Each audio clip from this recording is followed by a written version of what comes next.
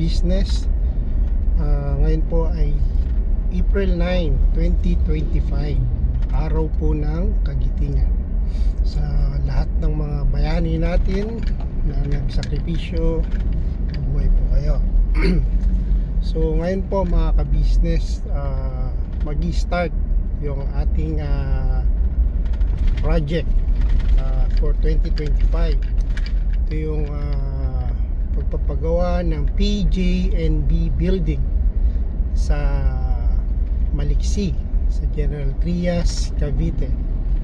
So ngayon, bali nandito tayo ngayon sa Philinvest ng Tansa General Trias Road. So kung mapapansin nyo, medyo malubak and hindi pa alam kung sino talaga ang gagawa nitong kalsada na to. But anyway, ngayon po ang start ng pagli-layout ng ating mga workers para sa ating building. So lahat po ng detalye,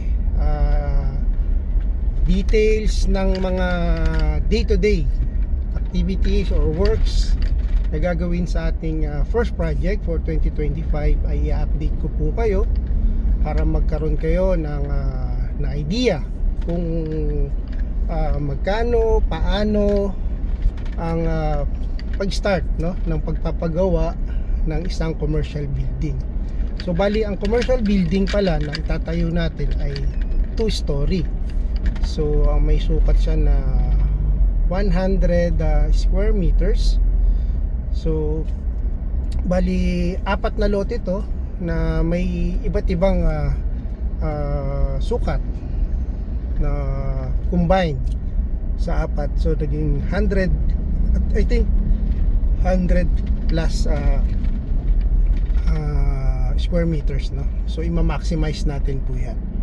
And sa mga other videos na ipopost ko sa update, yung mga permit, yung process ng pagkuha ng mga permit, dahil sa totoo lang, sa mga napapanood nating videos sa mga pagkuha ng mga permit is totoo po siya. Ako'y saksing patunay na talagang napakasalimuot po ng pagpo-process ng building permit. Akala ko nga nung una is napakadali lang, pero mahirap pala talaga. Mahirap po talaga ang pag-process ng ating building permit. Ang daming babayaran, ang daming clearances, and yung mga building code, yung fire code, ang dami pong mga bago. Even the barangay permit, kailangan po yan. So i-set ko na lang siya sa other vlog na para maging informative po para sa mga baguhan o nagtatry o gustong mag-try na put up ng sarili nilang commercial building. And hopefully matapos on time yung ating project, and in God grace bigyan niya tayo ng more wisdom and financial support. Siyempre yan yung pinaka-importante, yung financial, kasi sa mahal ngayon ng mga materyales. And just think positive lang po na lahat yan is magagawa natin by by God grace, na siya ang ilaan natin lahat sa kanya. Okay, so dito na tayo. Ito po sa may right yung Castillon subdivision. Dito marami na pong subdivision dito sa area na to. Ayan, merong Pure Mart dito sa kabilang side, yung part din ng Belvedere, Town 2 o Town 3, yung 7-Eleven. So maganda po itong etong area na to. Itong area po na ito, may shortcut ito palabas papunta ng General Trias proper. So ang tinatawag nito nila is yung globe, yung globo, na yun yung reference ng mga taga General Trias. Pagdating mo doon, pag nakalusot ka yun, madali na po ang pagpunta sa General Trias proper. Pero sa ngayon po, ginagawa po yung bridge, no, na medyo inaayos po nila yung mga semento, yung lubak-lubak doon. Matraffic, but tiyaga lang. Pero pagkatapos naman nun, ginawa naman po.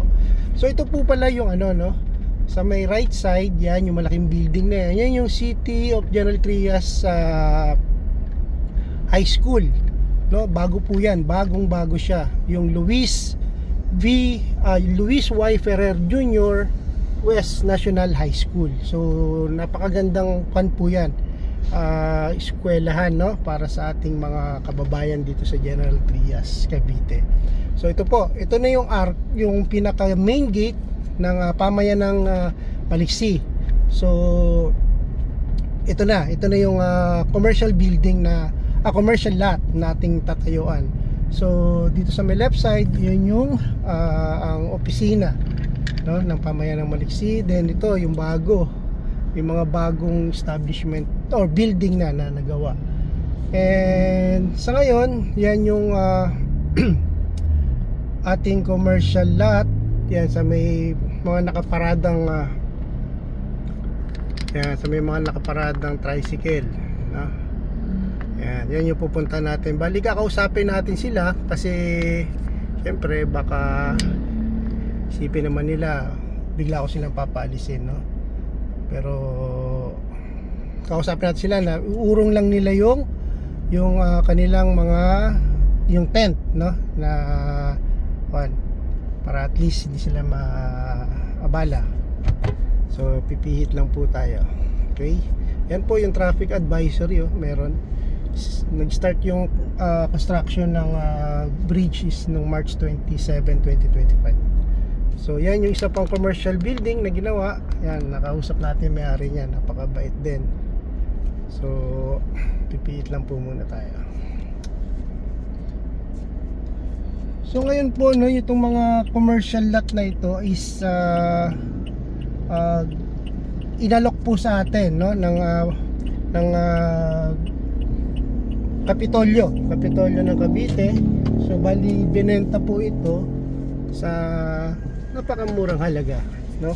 So nabigyan tayo ng pagkakataon na makabili. At least makakasimula tayo, no, ng isang project na maraming makakatulong. So yan yung ating tent. Yan, dito na yung ating mga manggagawa.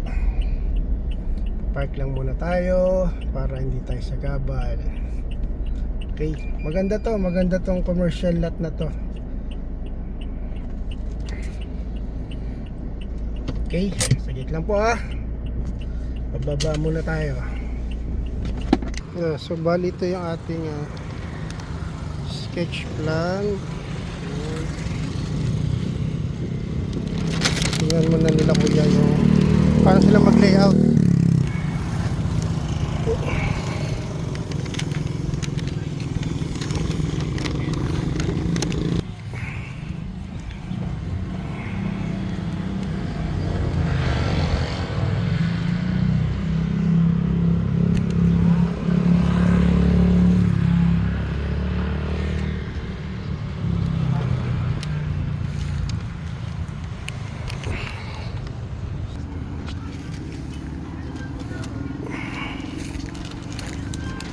Ito yung malaki.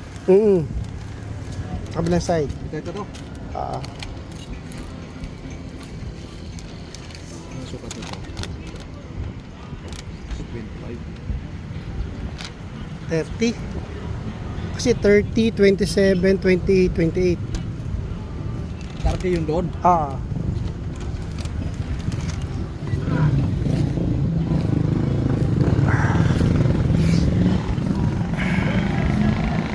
Sa may dulo, eskwelahan din po yan.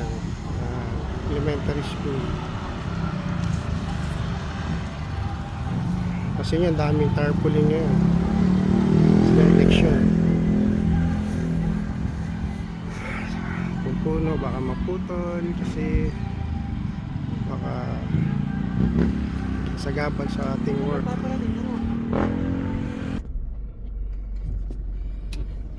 So yan no, mga ka-business, mga kaibigan. So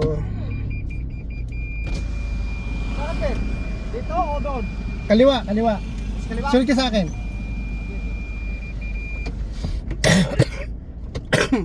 Excuse me. So yan,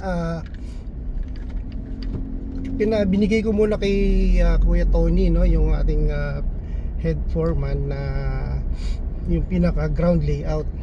So initially ngayon bibili kami muna ng mga kahoy na gagamitin sa pagli-layout. So dito kami sa may hardware sa MA Reyes.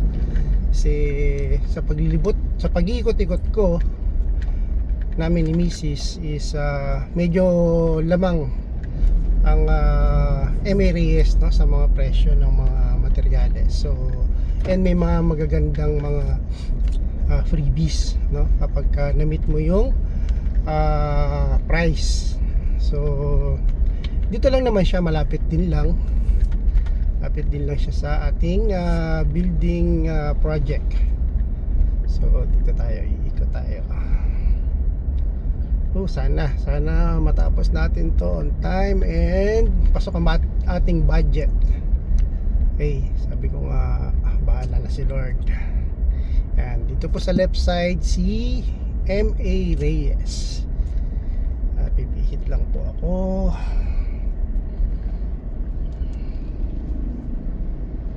Yan. O, si MA Reyes Hardware.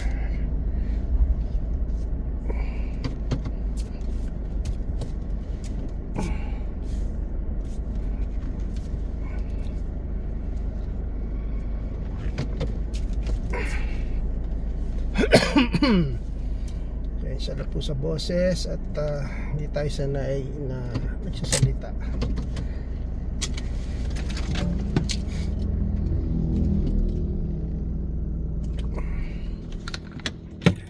Sige tayo.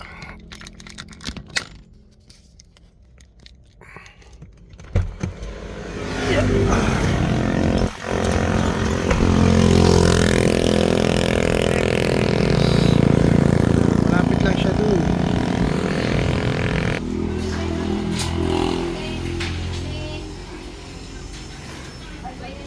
Wala pang ano doon? Wala pang construction ba yun?